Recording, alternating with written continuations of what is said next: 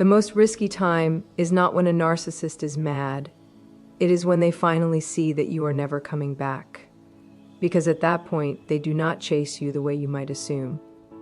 They do not always plead. They do not always get angry. They do something much more planned, and almost nobody speaks about it.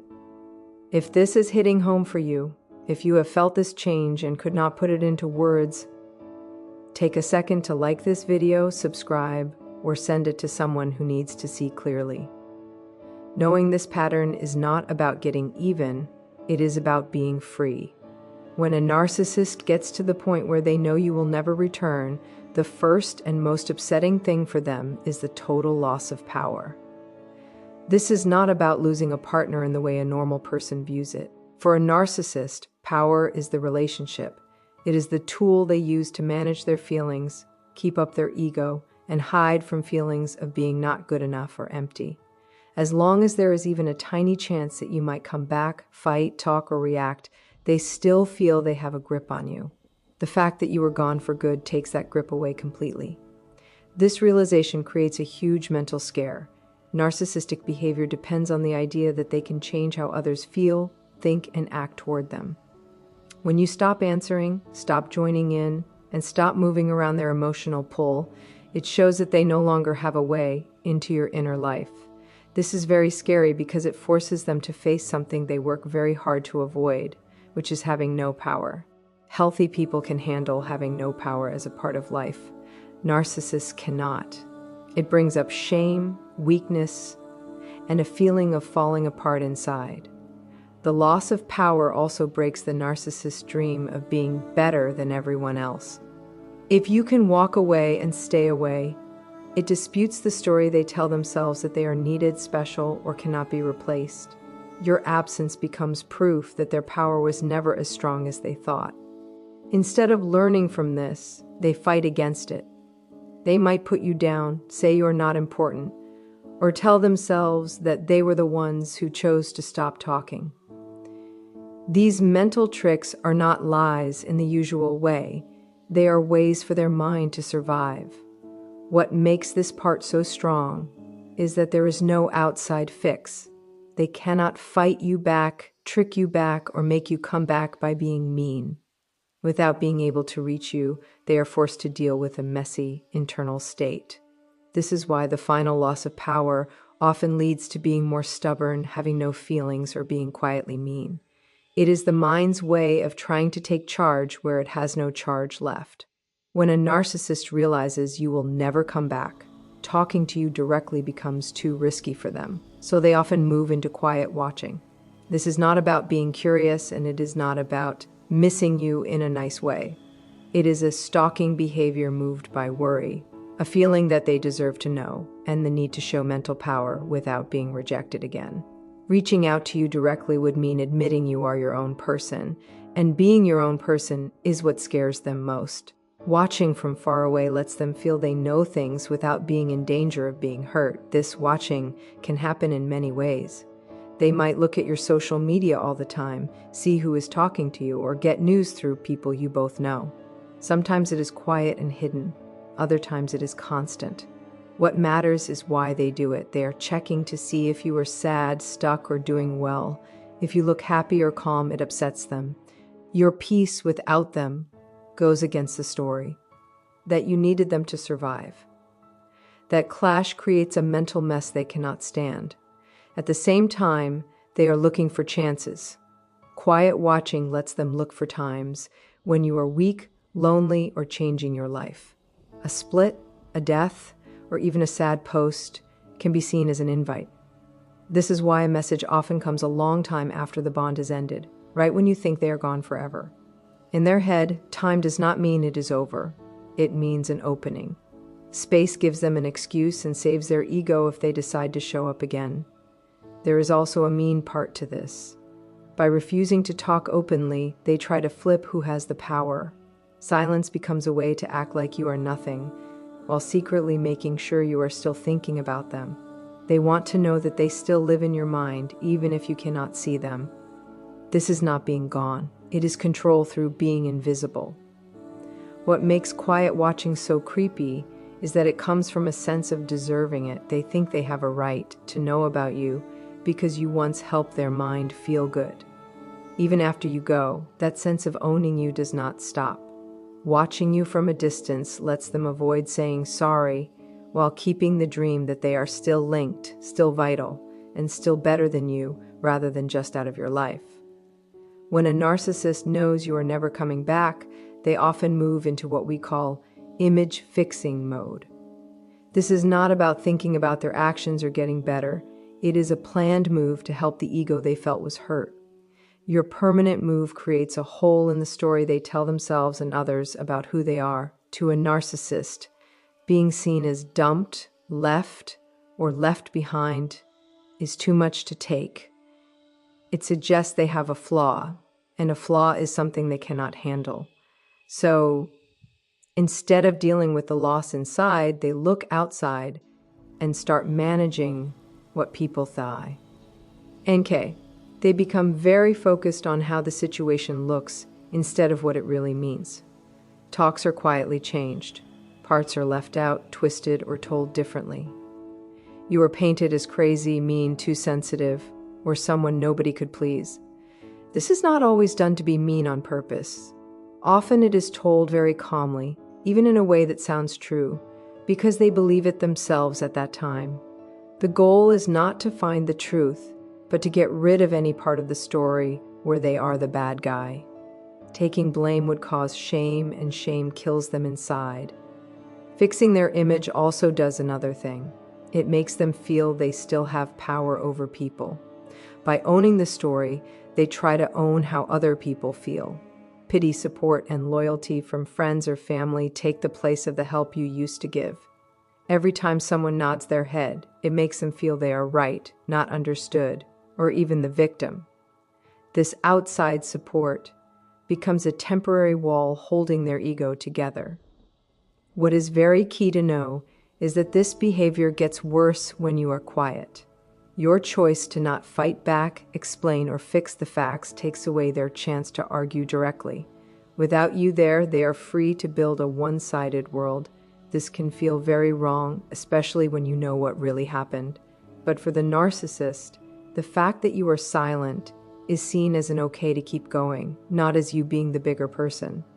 This part often has fake happiness, acting like they are very rich or successful, or acting like they are better than everyone else. These are not signs of being at peace. They are tools meant to show they are doing great without you, that losing you did not hurt, and that nothing good was lost. All of which are there to guard a weak inside that has already been shaken.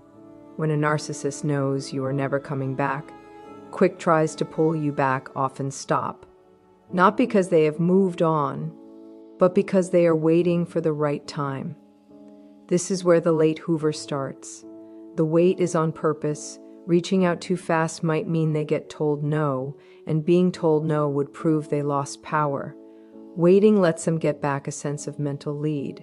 Distance makes your guard go down in their head, not because you forgot the bad things, but because they think time makes your rules weak. Late hoovering comes from a sense of being owed rather than love. They do not see time the way healthy people do. To them, relationships are not finished books. They are items put on a shelf. Even years later, they may feel it is okay to show up because they never saw the bond as two people who ended things. They saw it as a part of them that stopped working. The wait helps them keep the dream that they can get back in when things look good. These tries often show up in a quiet and indirect way.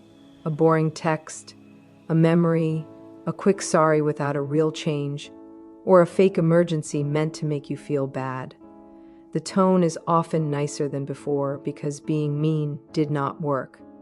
What they are checking is not a fix, but if you will answer. An answer, even a nice one, shows that the door is not locked. That sign matters more to them than what is actually said.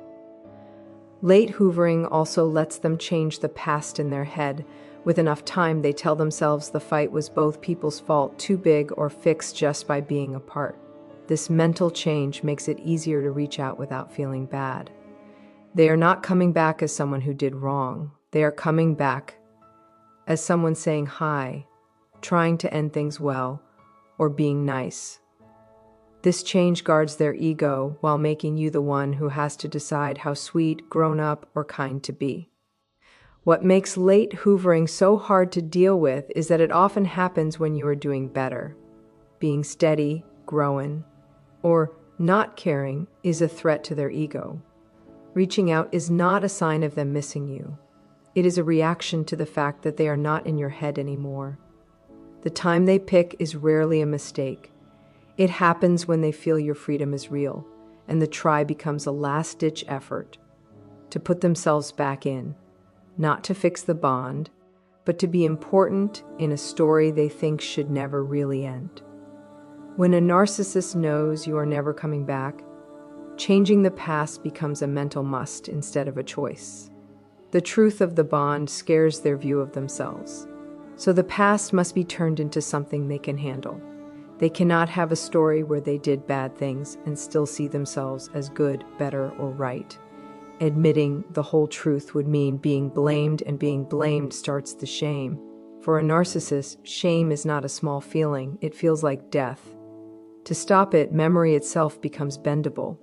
This change often happens in a quiet way. Things are made to seem small, changed, or have no feeling. Times where you said you were hurt are told as you being too dramatic. Rules you made are remembered as you being mean. Their mean or bad acts are turned into fair ways to act because of your supposed faults. Over time, this fake version of the past becomes the only one they can find. It is not that they are lying on purpose every single time. It is that their mind picks what to remember to keep them safe inside. What makes this so hard for those who are in the bond is how sure the narcissist is of this new story. They speak with no doubt, often acting like they know exactly what really happened. This can make you doubt yourself, especially if you are used to second-guessing what you see. The changed history is not just a private wall. It becomes a tool. It is used to make their acts look okay, get pity, and act like they were the ones who were treated bad. Changing the past also lets them leave without being sad. Healthy leaving means seeing both the good and the bad. Narcissists cannot see both, so they make the past a flat story where they were okay and you were the problem. They get rid of the bad feelings. This makes things simple and keeps them from loss, regret, and being open. It also keeps the dream that nothing big was lost when you went away. Over time, this new story becomes the base for anything they do next.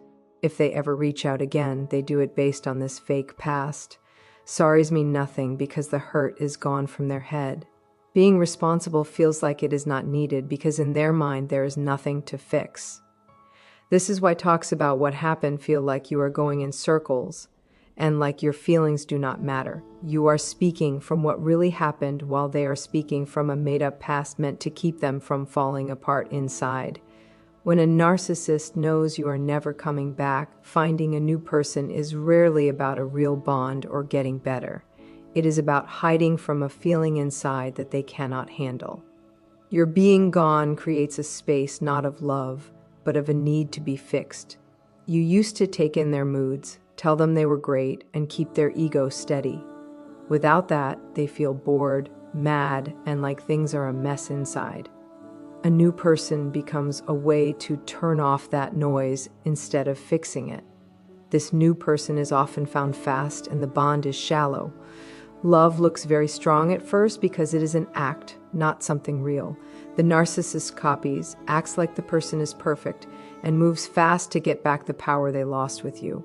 What looks like they moved on is really a try to cover up the mess your leaving caused. They are not picking someone new because that person is a better fit. They are picking whoever is there, answers them, and is open anew to fill the hole you left. Most importantly, this new bond is not proof that you could be replaced. It is proof that they cannot be alone. Being alone makes them look at themselves, and that scares them. The new person lets them avoid looking inside at all. As long as someone else is acting to them, liking them, or trying to make them happy, they do not have to look at the loss of power your absence means. This also helps them look good to others. Being seen with someone new helps them show the world that they are liked, wanted, and not hurt. It is a way to say they are winning without saying it. The bond becomes a tool rather than a link. The new person is given a job, not treated as an equal. They are expected to fix moods, say the narcissist is great, and take the blame just as you once did. Over time, the same things happen because nothing changed on the inside. The charm goes away, the feeling of being owed comes out, and the emotional needs get too high. The new person is not saved because the problem was never you. It was the narcissist's need for other people to manage their own shaky inside world. Your leaving did not start this loop, it showed it. When a narcissist knows you are never coming back, one of the more quiet ways they act is by being mean through acting like they do not care. This is not them really letting go or being a grown-up. It is a defensive act meant to take back a sense of being better after losing power. By acting like you never mattered, they try to change who is in charge if they can make themselves, and others think you were nothing. Then your leaving does not feel like you said no to them. It feels like they were the ones who pushed you away. This acting like they do not care is often just a show. It might look like being cold all of a sudden, refusing to talk about the past, or having no reaction at all. The note they want to send is that you being there did not matter, and you being gone is no big deal. This keeps them from being hurt. Saying you mattered would mean saying they lost something, and loss means feeling pain they cannot handle. At the same time, acting like they do not care is a way to hurt you. It is meant to make you doubt yourself, feel pain, or be confused. If you feel deleted, small, or ignored, they get a sense of power over your feelings without having to talk to you. This works very well if you were once very close. The difference between how it was and how it is now can make you feel shaky, which is exactly what they want.